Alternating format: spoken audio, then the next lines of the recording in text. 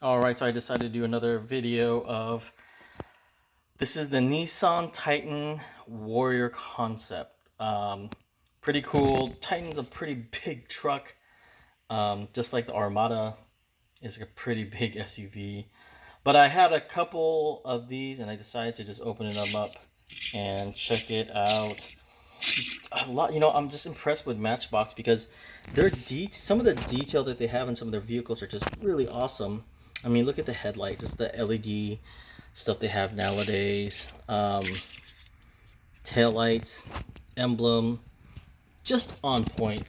And I always say this, I'm very biased towards Matchbox because I was born in Germany and those were the first few cars that I had were Matchbox from Germany or from the UK.